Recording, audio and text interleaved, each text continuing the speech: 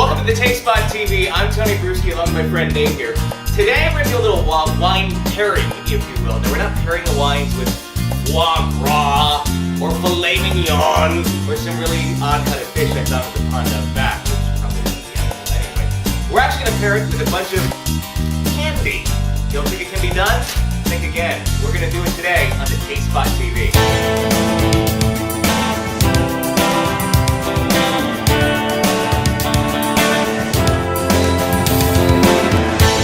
Time to pair a little wine with a little candy. That's what we're doing on the Taste Spot TV. We have 3 different wines here today. Our first one is going to be a Riesling. And we're just going to kind of go off, not necessarily the points of the wine or how expensive the wines are. We're just going to go off of what type of the wine it is, and then give you some suggestions for what sort of candy you could actually pair with the wine. So first we're going to take a little tasty taste here of the wine, and then kind of make our pick, our guess as to what we think would go really well with that specific wine. So I'll pour you a little bit of the Riesling here. Thank you. For myself. Take a little sniffy sniff, see what you think.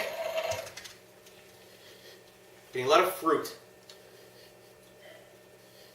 And I think this is sitting on a slate pad, but I'm also getting some slate out of this. I don't think it's just because there's a slate pad sitting in front of me loaded with candy. But I get some floral out of this too, actually. Okay, now from tasting the wine, what do you think of the best candy to pair with this? Out of our selection here, we got Skittles, we got some Starburst, we got some Twizzlers, one of my favorite sweet tarts.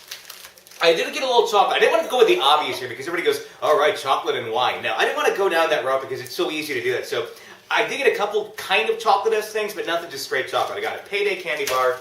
I got some Mounds, got the coconut in there. And you better not lay a freaking finger on my Butterfinger. So we got that for our choices of what to pair with this. And if you got an idea, go right ahead and shoot it out there. I'm going to take another taste here before I get my suggestion. I'm going to try one with Starbursts. Going with Starburst. Now, what flavor Like I said, do I get to choose a flavor? Yeah, of course. What flavor of juicy, delicious Starburst do you want to go with? We got the regular range of flavors here. I'm going to try the lemon. The lemon? The lemon Starburst. Okay, we'll pair this. I think that'll go good with this Riesling. With a lemon Starburst. You know, it has a lot of minerals to it, and it almost kind of leaves your mouth a little drier than a lot of Rieslings. It's definitely a dry Riesling. Where you think it tastes a little lemon Starburst, and you're getting that, it kind of makes your mouth salivate. Because it's a lemon, like you put on fish, you put it in iced tea when you're really hot and kind of parched. I feel like a dog. Surprisingly sour. The two sweetness of the wine and the Starburst. Yeah. Have a sour aftertaste. It brings a lot of the fruit way out of that wine. It takes all that with minerality out of it, pushes it way down, and makes this really, I think it goes well. That was a good suggestion. It's more thirst quenching.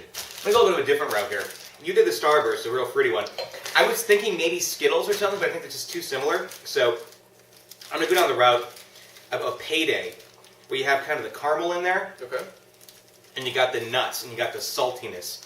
And it may not work, because you already got kind of the dryness going on, and the minerality with the Riesling to begin with, but we'll see. I love Paydays. They have them in the vending machine at work. But they're like $1.50. Like other Canterbury, 75. $1.50. I think they know because people get them more than anything else. Sure. And of course, I found a pack of chips in there the other day that expired in 2007. So, not quite a hot seller. Nope. Get the Payday taste. I think it really brings out the minerals in this wine. It kind of the exact opposite. This brought out the fruit.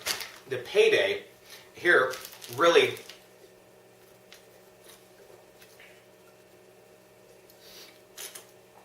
it did the exact opposite. It pushed that fruit back, and then brought a lot of the minerals right up to the taste buds. That's kind of cool. It's kind of cool. It's amazing what you can pair wine. So I told some folks today we're going to pair wine with candy. People were like, "You're going to do what? Why? So you can pair wine with anything. Wine, it almost changes the flavor Definitely. of the wine with what you actually pair it with. It's a completely different taste between the Starburst and the Payday. Yeah, really amazing. One more wine to try. I'm going to do a red for this one. So I'm going to take a sip of water here first and get all this convolution of flavor out of my mouth. And then go for our red and see what we think of that. We're going to be pairing the red. It's a Syrah 2007. Something one of these wines that seem to sell very well, they've learned. You put an animal on the bottle and it will sell. So this is Wild Pig. So let's see what we got here.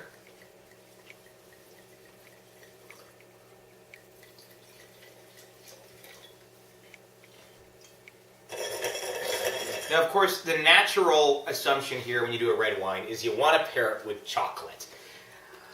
I'm going to challenge you to do something other than chocolate, and I'm going to try and do the same too. We haven't used the mounds yet, I know, but if we don't use it, so be it.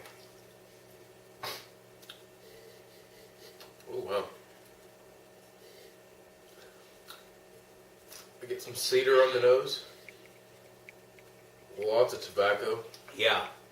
It's really not a very berry-y No. red at all. Very dark and fruit. Blackberries, very jammy.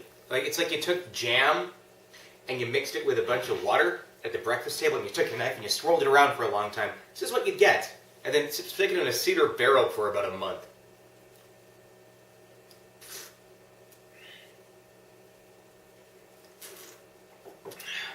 This is not one you would just drink by itself. No.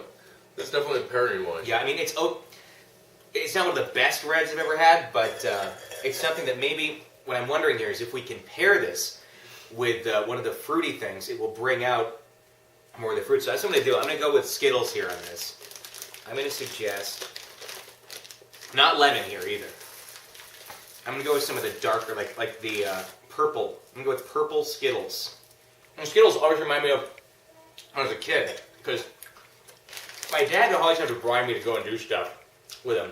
Love you, Dad, but he was always into fishing and going to every sports game around and all that. I wasn't. So I'd go with him, but he always bribed me with Skittles. So I have Skittles. I was thinking Friday Night Football and sitting out there in the freezing cold in Wisconsin, because in fall it's 10 degrees, and eating Skittles. Pretty much frozen Skittles.